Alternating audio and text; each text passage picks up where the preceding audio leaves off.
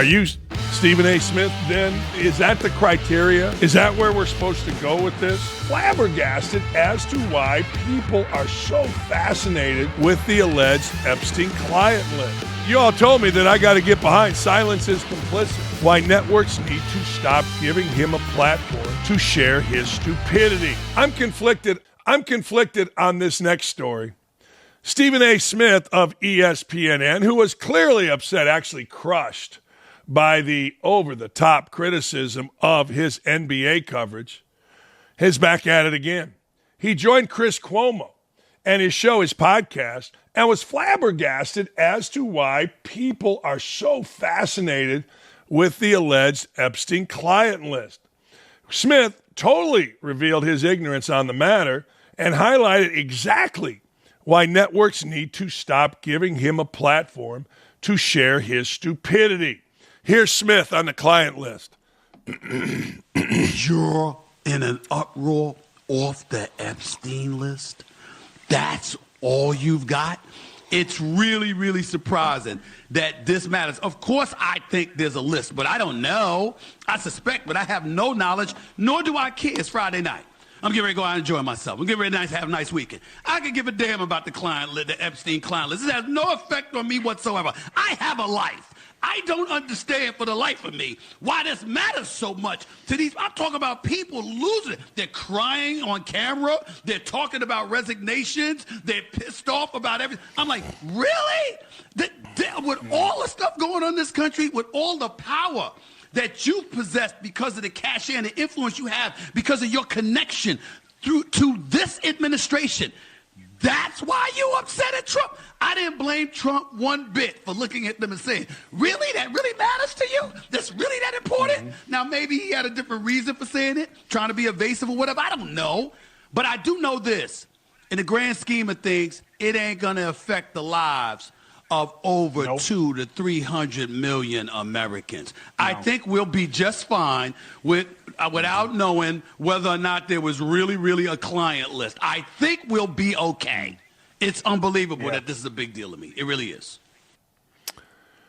Well, let me put it this way. Well, everybody told us, Black Lives Matter, cop killing somebody in Minnesota doesn't affect me. Didn't affect 200 million people. Is that the criteria? Is that where we're supposed to go with this?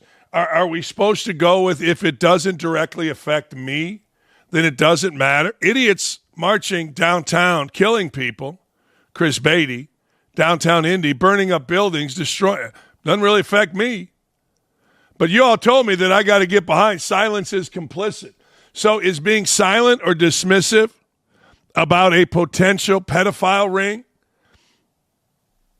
Are you Stephen A. Smith then accepting it, endorsing it? You can yell and scream and do all your stupid shit, but Black Lives Matter, that nonsense didn't matter to me 1 second. It didn't affect me. I guess if it mattered to you, it was a matter of your own choice, what you wanted to get involved in, just like this Epstein list. But is that the criteria? If it doesn't matter to me, then I don't care. I'm going out and having a nice weekend. That's not what, Stephen A., you all told me back a few years ago, when if I didn't jump in on every single, this shirt is racist, that hat is racist, my head is racist, that jersey's racist, this thing is racist, exercise is racist, school lunches are racist. Hell, Pete Buttigieg told us roads are racist. If we didn't jump into all that nonsense, then we were complicit. But it doesn't matter now because, hell, Stephen A., it's just little kids.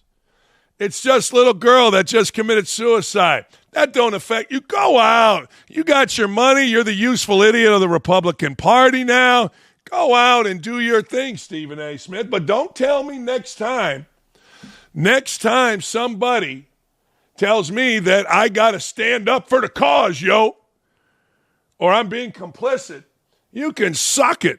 Whether a guy, so was I supposed to not care about Harvey Weinstein and the whole Me Too movement? Didn't affect me. I've never been Me Too'd. Actually, I got Me Too'd. Some girl took my elbow, rubbed her boobs with it in the workplace. I wasn't mad about it. Had a nice rack. What can I tell you? But if I wasn't supposed to care about any of that, is that the criteria? I'm glad you let us know. Because the criteria apparently is, it doesn't bother my weekend. I'm going to have a nice Friday night. Okay, have a nice Friday night. I mean, get yourself a bottle of Jergens, a moist towel, and some soft lighting. I'm sure that's seemingly what you do on a nice Friday night.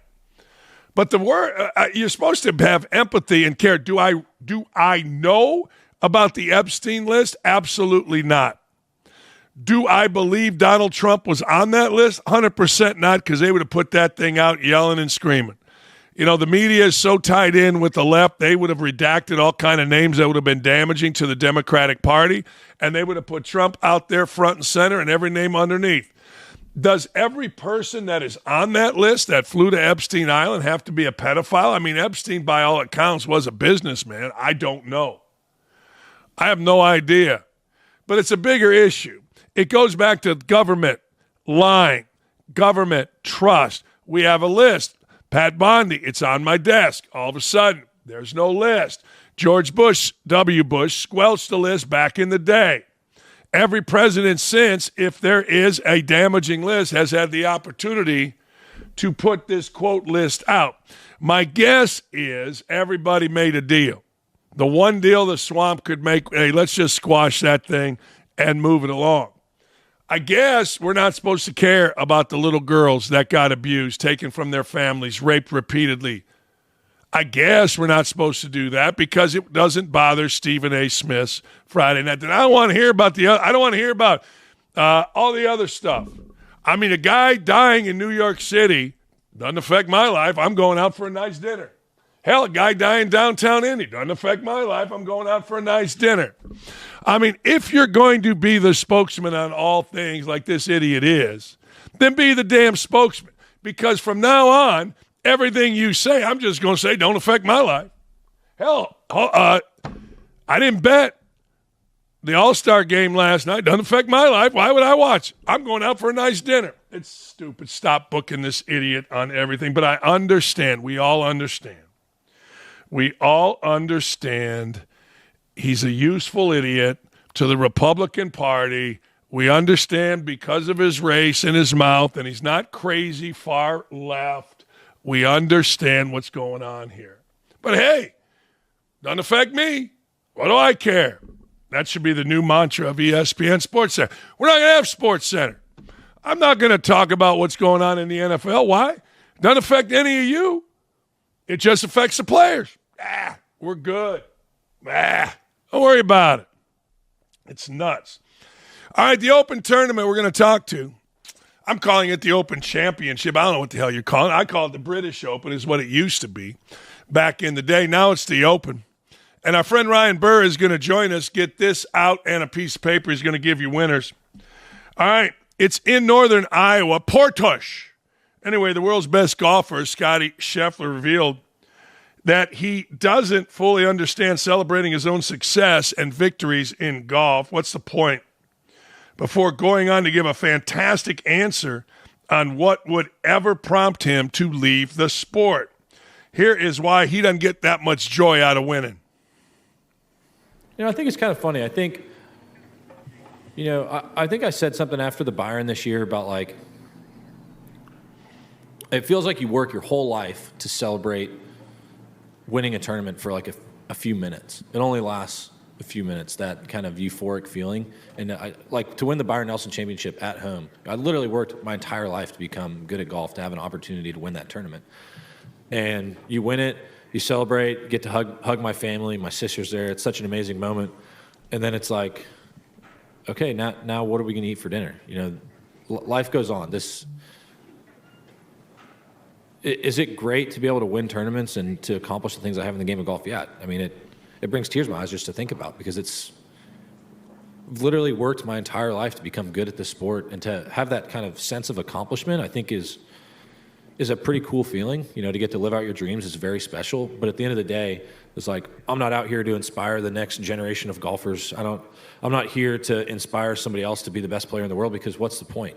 This is not a fulfilling life. It's fulfilling from the sense of accomplishment, but it's not fulfilling from a sense of, like, the deepest, places of your heart. There's a lot of people that make it to what they thought was going to fulfill them in life, and then you get there and all of a sudden you get to number one in the world, and then they're like, what's the point?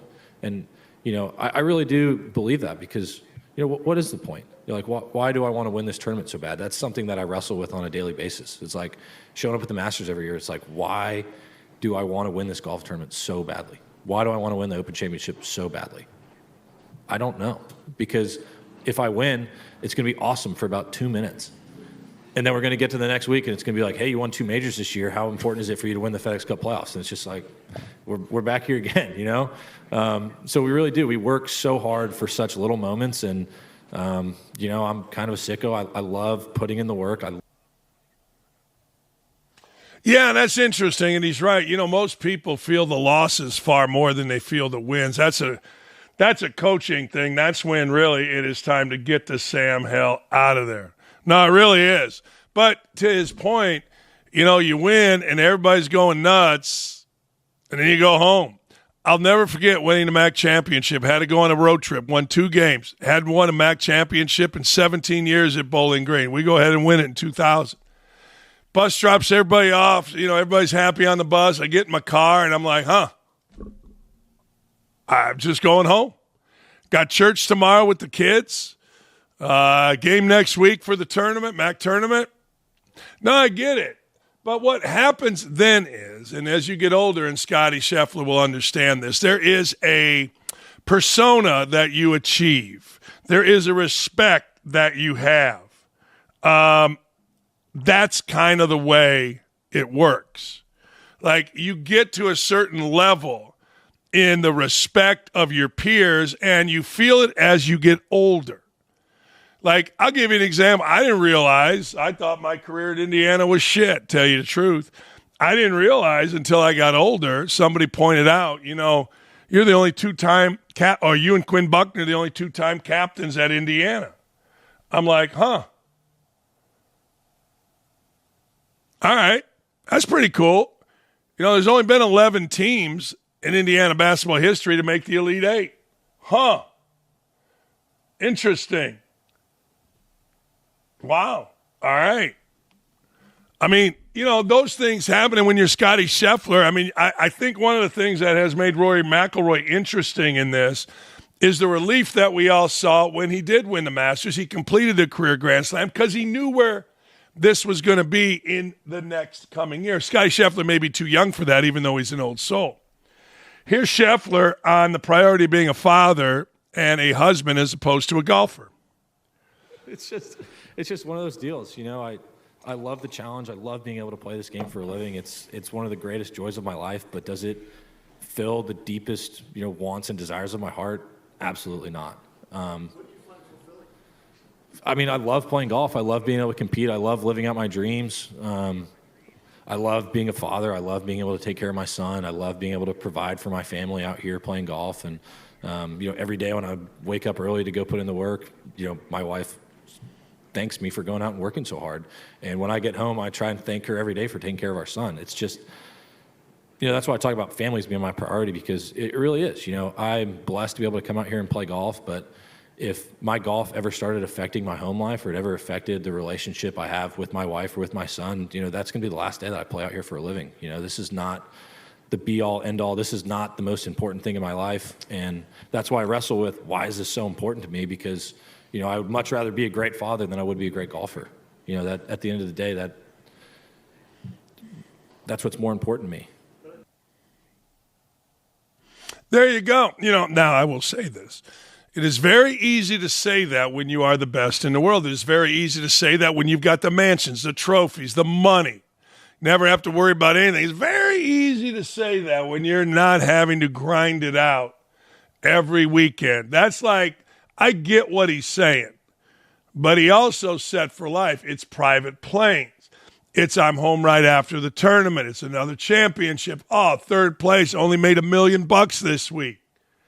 That's what that is. So I always take that with a grain of salt. Always. Always take it with a grain of salt. Because not every guy has that luxury. Not every guy can be like, hey, a lot of golfers out there, man, if I can just get a top 10, That's going to put me into, I don't know, 5 figures for the week, which is going to cover my expenses and maybe gets me in another 2 tournaments. That's the majority of guys. So when guys that are superstars in a sport talk like that, I get a little bit of a kick out of it because I'm like, yeah, good for you, bro. Good for you. And you've done great. And you are great. You're one of the all-time greats. And you're on a trajectory to ensure that. But whenever I hear all that, I'm always a little bit, yeah. You know, I hear these coaches, Larry Brown. Well, you know, I'd really like to work at a small Catholic high school and coach basketball there. Really? Larry Brown coached numerous UCLA, Kansas, SMU, about 10, 15 different teams in the NBA. He's made millions of dollars, has a home, a residence, a home base in Malibu. You know what Larry Brown's never done since he's retired? He's never coached a little Catholic school, ever. It's nice to say. It's kind of cool. We all go, yay, rah. But I live in the real world, always have, always will. A lot of guys out there would like to be in that same position. Yeah, you know, I get to get home early. I don't have to get in my Pinto and drive across country for a Monday qualifier or beg somebody for a sponsor's exemption, and they probably work just as hard as him. All good. But that's my reaction when I hear those kind of things. All right, speaking of golf, woke media, they ain't gonna like it. They ain't gonna like it, and I can't wait for the racism, the cries of all of it from the likes of Mina Kimes, Pablo Torre, the human bowling ball, Fat Dan Lebitard, etc. They're not going to like this one at all, but the PGA Tour is reportedly headed to Trump Doral in 2026. According to a report by Josh Carpenter in the Sports Business Journal, PGA Tour intends to add a new event at Trump National Doral in Miami next year, marking the tour's first stop at the President's Course in nearly a decade. Oh, I can see it now. I can see now. I don't want to hear it. I don't want to hear from all these woke douchebags. Their leader, Stephen A. Smith, has told us that nothing matters if it doesn't affect you. Pro golfers playing at PGA Doral, Donald Trump's PGA Doral, has no effect on Mina Kimes. No effect on Fat Dan Lebitard, Jamel Hill, Pablo Torre, Lil Knee Pad Stugat. Has no effect, none. So don't worry about it. That's a Stephen A. Smith model. Hey, man, don't affect me. It's Friday night. I'm going to Studio 54. Do some dancing. Anyway, yeah, I don't want to hear it. I don't want to hear it. If it doesn't affect you, why not, man? I don't know. The move there by the tour could be seen as an olive branch being extended to President Trump, who has waded into the ongoing saga between the tour and LIV, as well as negotiations between the tour and Saudi PIF. Trump's been outspoken in his support of LIV over the last 4 years, according to Josh Carpenter. Yeah. I mean, I think we all get that, right? I mean, why not? But I don't want to, hey, it doesn't affect you, Stephen A. Why are you bitching about it, Mina Kimes? It doesn't affect you, Pablo Torre. It don't affect you, Jamel Hill. Why are you bitching? I mean, it's a Stephen A. Smith model. Damn. Stephen A. Smith, silence is complicit, right? He's complicit with the rape and the abuse of little girls on Epstein Island, I guess, if that's the criteria we're using. I don't know. Johnny Manziel is that guy. Johnny Manziel is the guy that, you know what, you're going to keep hearing about. Remember I tell you it's always the same people? Johnny Manziel may be the poster child for this. It's always going to be the same people. Pac-Man Jones right now is the leader in the clubhouse, but I got a feeling Manziel is going to be there, a.k.a. Johnny Football, who was the first freshman to ever win the Heisman Trophy back in 12. He was a quarterback at Texas A&M and made $8 million over the course of his brief NFL career. He believes in today's day and age he would have stayed in college and made more money than he did in the NFL as a result of NIL and revenue sharing at all. He was making some money now. Now, of all the people that you could say put their school on the map, Manziel's the one. Here's Manziel. A&M clearly has deep pockets. in the event in which you were deciding, let's just pretend that 2013 season was actually 2024, and you were deciding, hey, do I go pro or do I come back? What would the dollar figure had to have been for you to say, yeah, you know what, I'll come back to school for another year and we'll go chase a title? I mean, I think no matter what, being in the NIL era, if that would have, been the equivalent of 2013, I would have stayed no matter what, just because a couple $1,000,000 in College Station goes a really, really long way. And you go to the NFL, you're a first round pick, sign for $10 million or whatever it is. That's the 2 years that I had remaining at Texas A&M to be able to make through NIL. So I think for me, when I think back about it now, I definitely, if there would have been any real money involved, I definitely would have stayed no matter what. Yeah, he probably would have had to. He was forced to sit out. Probably wouldn't have if he had to sit out. The first half of one game, that's pretty funny at the time, at Texas A&M, after the NCAA investigation into whether he had taken money to sign autographs. They got pissed about that. I remember laughing at that one. But kind of money players who were getting investigated for a year ago or a decade ago was chump change, absolute chump change compared to where we're at now. You know that. Starting quarterback of Manziel's stature back then, he literally filled Kyle Field. He literally sold he was Texas A&M football. You say whatever you want, but Johnny football was all the rage. Same thing with Tebow, though Tebow had better players around him. Anyway, he would be getting paid a ton